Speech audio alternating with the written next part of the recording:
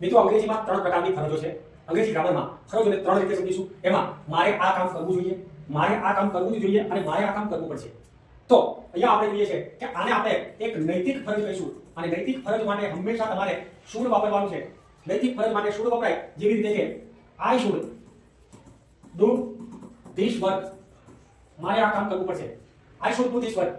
બીજી ફરજ છે એને આપણે ચોક્કસ ફરજ કહીએ અને ચોક્કસ ફરજ એટલે કરવું જ પડે, નહીં કરીએ તો નુકસાન થાય. તો એવા પ્રકારની પ્રક્રિયા છે. એના માટે તમારે મસ્ટ વાપરવાનું છે.